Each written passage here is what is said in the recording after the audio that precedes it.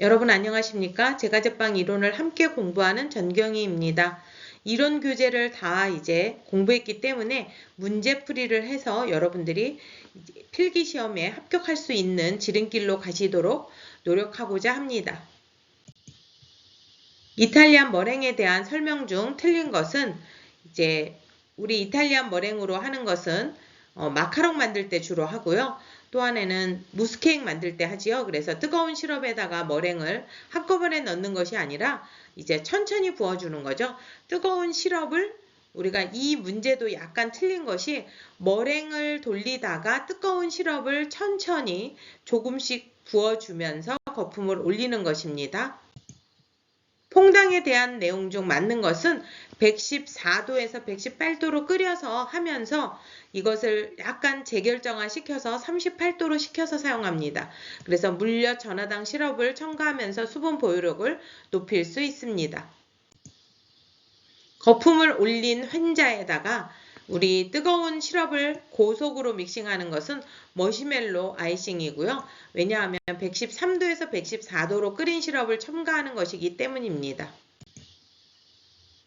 머랭 제조에 대한 설명으로 옳은 것은 기름기나 노른자가 들어가면 거품이 나오지 않습니다. 그래서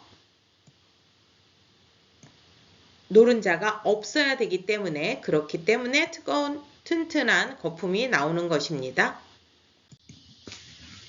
무스크림을 만들 때 가장 많이 이용되는 머랭의 종류는 이탈리안 머랭이죠. 그래서 114도에서 118도로 끓인 시럽을 천천히 부어준다. 머릿속에 넣으시고요. 스위스 머랭은 온제 머랭, 냉제 머랭을 사용할 수 있고 하룻밤을 놔뒀다가도 쓸 수 있는 머랭이고 온제 머랭은 38도에서 43도로 계란을 데워서 중탕으로 데워서 따뜻하게 해서 머랭을 올리면 굉장히 잘 되고요. 냉제 머랭은 냉장고에서 바로 꺼낸 것을 머랭 치면 되는 것입니다. 생크림 기포시 품온으로 알맞은 것은 냉장 온도이기 때문에 1도에서 10도가 되겠습니다. 제품을 평가하는데 외부 특성에 되는 것이 아닌 것이라 그랬죠. 기공은 내부 평가죠. 그래서 여러분들 이런 거는 점수를 주기 위해서 내는 문제다 생각하시고 꼭 맞추시기 바랍니다. 굳어진 설탕 아이싱 크림을 여리게 하는 방법으로 부적합한 것은 전분이란 밀가루를 넣으면 안 되겠죠. 딱딱하게 됐는데 더 건조한 걸 넣으면 안 되니까 여러분들이 꼭 기억하시고요. 굳어진 설탕이나 아이싱 크림은 데워서 사용하거나 시럽 같은 걸 부어주는 것이겠죠. 반죽의 비중과 가장 관계가 적은 것은 제품의 점도죠. 그래서 우리 비중 그러면 필기에서도 나오지만 실기에서도 꼭 해야 되고요. 비중이 높으면 공기 포집이 적게 들어가서 제품의 부피가 작게 되고 기공이 조밀하고 조직이 무겁습니다. 반죽형 케이크의 결점과 원인의 연결이 잘못된 것은 고율배합 케이크의 부피가 작았다라는 것은 설탕과 액체 재료의 사용량이 많았다라는 것이죠. 그리고 고율배합 케이크는 거의 부피가 크게 됩니다. 케이크의 부피가 작아지는 원인에 해당하는 것은 강력분을 사용하지 않고 우리가 박력분을 사용하죠.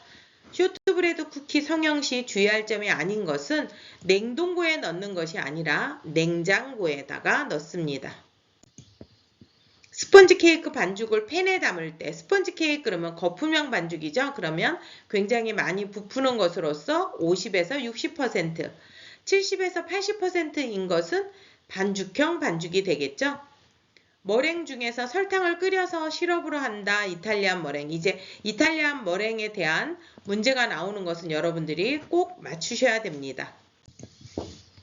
흰자를 이용한 머랭 제조 시 좋은 머랭을 얻기 위한 방법이 아닌 것은 노른자를 첨가하며 머랭이 아예 만들어지지 않습니다. 그리고 주석산을 사용하면 pH도 낮추고 흰자 거품도 단단하게 하고 색을 희게 하고 흰자를 강하게 하고 살균 효과도 있습니다.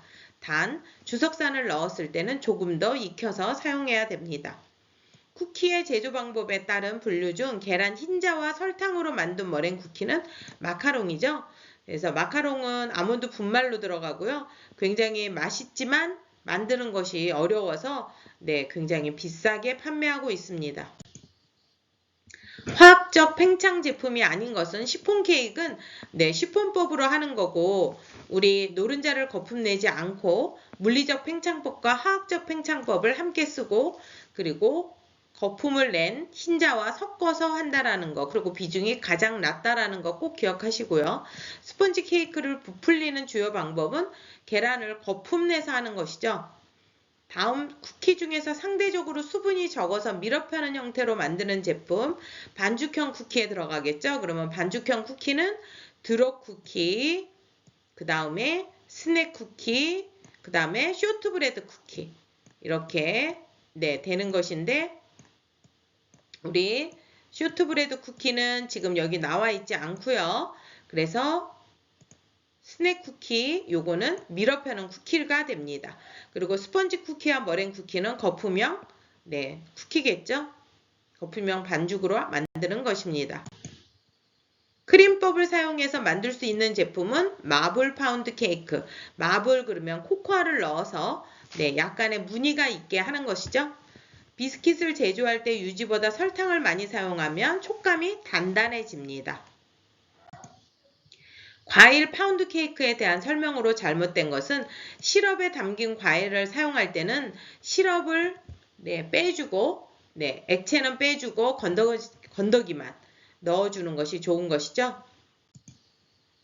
파이나 퍼프 페스츄리는 우리가 유지에 의한 팽창이죠. 그래서 가소성이 뛰어난 마가린을 안에다 넣고 밀어펴기 하는 것이죠. 3절 4회. 과거에 퍼프 페스츄리, 데니스 페스츄리가 실기 품목이었는데 지금은 다 삭제되었습니다. 쇼트 도우 쿠키의 제조상 유의사항으로 틀린 것은 밀어펼 때 많은 양의 덧가루를 사용하면 맛도 없지만 그리고 줄무늬가 발생됩니다. 젤리롤 케이크는 우리 거품형 반죽으로서 스펀지 케이크 배합이죠.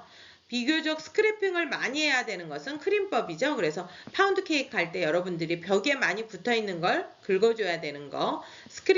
스크래핑법은 꼭 스크래핑은 크림법에서 많이 사용한다는 거 기억하시고요. 블렌딩법에 대한 설명으로 블렌딩법은 데블스푸드 케이크인데요. 유지에다가 밀가루를 같이 코팅해주는 방법으로서 제품의 유연성이 좋습니다. 그래서 1단계법, 변리법, 설탕 물반죽법, 블렌딩법, 크림법 이런 것들을 다 기억하고 계셔야 되겠습니다. 데블스푸드 케이크 그러면 아까 데블스푸드 케이크는 블렌딩법으로 한다 그랬고 반죽의 비중을 측정하기 위해서 필요한 무게가 아닌 것은 코코아를 담은 비중컵의 무게가 아니죠. 담은 반죽 무게, 물 무게, 비중컵의 무게가 필요하다는 거 꼭 기억하시고요. 케이크 반죽의 비중이 정상보다 높을 때는 기공이 조밀해지죠. 비중이 낮아야 기공이 굉장히 거칠고 많이 커지는 비중이 낮아야 많이 부풀기 때문이고요. 비중이 높다라는 것은 많이 부피가 안 부풀기 때문에 기공이 조밀하다는 것이죠. 같은 용적의 팬에 무게의 반죽을 패닝하였을 때 부피가 가장 작은 거 그러면 반죽형 반죽을 떠오르시고 파운드 케이크가 1g당 2.40 세제곱센티미터 늘어나고요. 그 다음이 레이어, 그 다음이 스펀지, 시폰 케이크가 가장 많이 부풉니다. 자, 여러분 어떻게 많이 도움이 되셨나요? 여러분들이 문제 풀이하면서 제가 지금 설명을 하니까 귀에 쏙쏙 박히도록 굉장히 많이 도움이 됐으면 좋겠습니다. 저의 수업을 경청과 시청을 함께 해주셔서 대단히 고맙습니다. 다음 시간에 또 뵙도록 하겠습니다.